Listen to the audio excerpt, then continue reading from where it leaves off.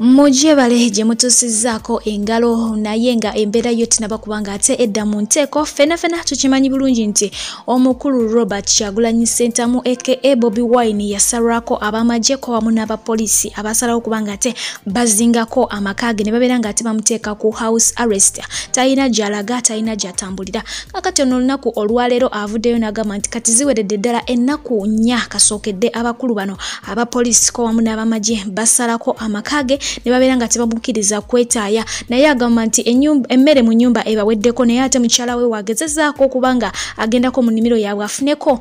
ku mmere munange bafune kye bafumba oba oliawo balye munange abamagye bamulemesezzaako wamu n'abapoliisi ekintu ekitali kirungi ddala eruyi eyo. Ate okugendera ddala mu maaso n'amawulire gaffe era nga gano nago gakyali gannaku ye omukulu Honorable Zaake embeera etenaba kubanga ate edda mu nteeko kinajjukirwa nti ono olunaku olw'eggulo yakubiddwa era n'ayisibwa bubi nga wenjogera essaawa eno ali ku oxygen. Kino nno kyaddiridde oluvannyuma lw'okumwekebejjebwa ne basanga nga omukka ogusibwa guyite oxygen gukendedde mu musaayi gwe ate nga ne blood pressure nayo nga eri wansi ddala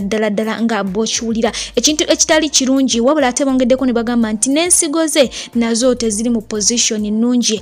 zandimuviirako obuzibu okubanga ate aluzinga obulamu bwe.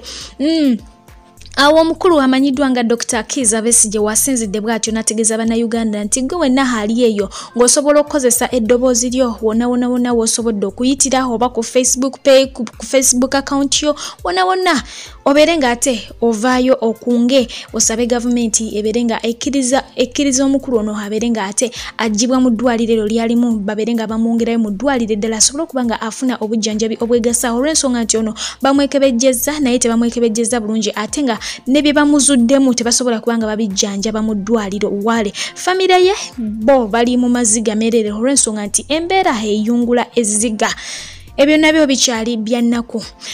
Mulayini yemu eya politics ye omukulu amanyiddwa nga President Magufuli ngonono president w'eggwanga erya Tanzania sofa yavuddeyo bw'atyo n'abeera nga congratulatinga omukulu amanyiddwa nga Yoweri Kaguta Museveni ku buwanguzi obw'okutuuka ku ntebe ey'obwa president omulundi omulala.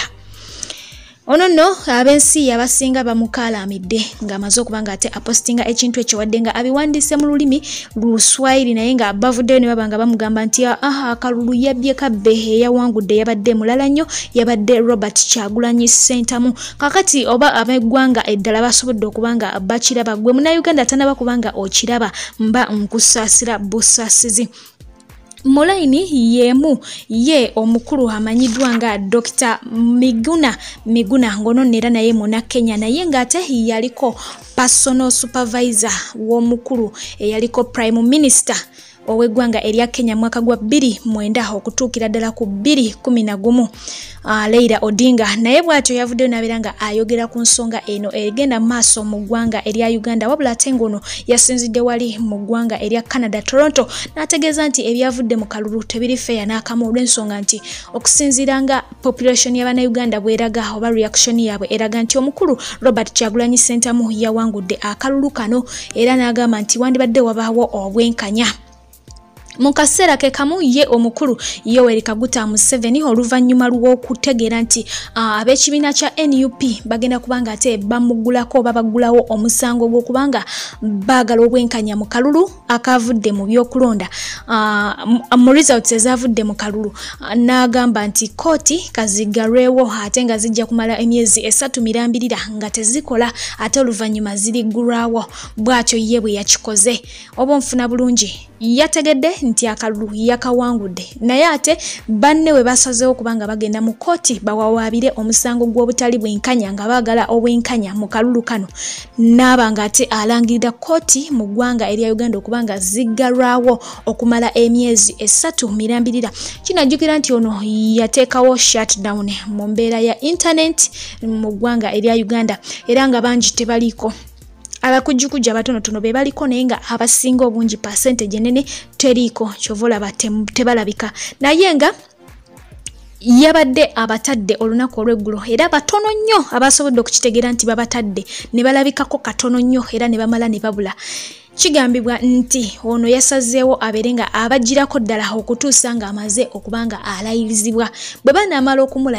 okumulayiza ajja kubanga ate abakomyawo fuli baberenga bakomawo completely. Eyo yembeera bwekyo gyayongedde okubanga ate ateeka mu ggwanga Uganda naye nga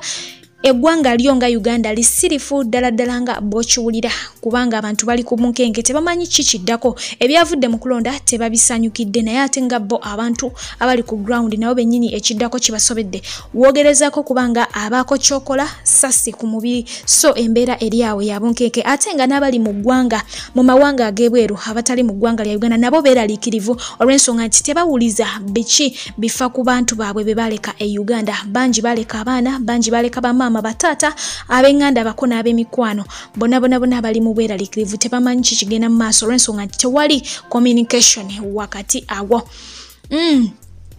Ku Facebook olutalo lugenze ne luggukawo wakati wa Kadaama omu ne Ssekadaama omu. Kino no kiddiridde oluvannyuma lwa Kadaama omu kubanga awaana gavumenti eri mu buyinza kye yakoze nti bawangudde naye nga Ssekadaama ye awagira ekibiina kya NUP avudde mu mbeera n'abanga ate awanika ebifaananyi bye n'amulangira obukadde n'amugamba nti egyo emyaka yandibadde wakanga aluka mikeekako wamu n'okubanga alabirira abazzukulu so si kubeera ku kyeyo n'agamba naye olw'ensonga nti gavumenti gye tuliko mbi oba gye tulina mbi yensonga lwaki ku myaka gyegyo emikadde ate ali ku kyeyo ali mu nnyumba akola obwakadaama namutegeeza nti emirimu egyo gyakola bazzukulu be bandibadde nga bagikola essaawa eno. Oyo nno bamukalakatidde ddala era nga yemu ku mbeera eri ku social media ate nga mu line yemu bo ba maids ab'enjawulo mwe mwakazaako eri Akadaama bagenze mu maaso okubanga bakola TikTok challenges nga bakaaba okitegeera nga bakaaba olwa gavumenti eri mu buyinza era abamu tubawuliddeko nga balayira obutadda mu ggwanga Uganda okutuukira ddala nga Museveni avudde ku ntebe bo bagala kubanga badda mu Uganda empya enaaba ey'omukulu Robert Kyagulanyi Ssentamu. Mu mawulire ge gamu bo abagezaako kubanga boogerezeganya ne bannayuganda ab'enjawulo awomu avuddeyo n'abeera nga ategeeza bannayuganda obuteekalakasa olw'ensonga nti okunyigiriza kuno kwonna okuzzeewo okuva ku Honorable Zaake ku mbeera gye batadde ku mukulu Robert Kyagulanyi Ssentamu byonna ebyo omukulu Yoweri Kaguta Museveni kyanoonya kiri kimu kyokka kubanga bannayuganda beegugunga anoonye waabatandikira okubanga abasinsimula naye nga ye abasabye n'abagamba nti oli kaabeere nga abawabula atya temuvaayo kubanga mukola lutalo wabula musobola okukola olutalo olw'emirembe ne mwediima mu bintu ebimu okugeza nga obutagenda mu malls obutakola kwegamba ne mwekalakasa mu ngeri efaananako ng'eyo etali ya ffujjo era omulala n'abategeeza n'abagamba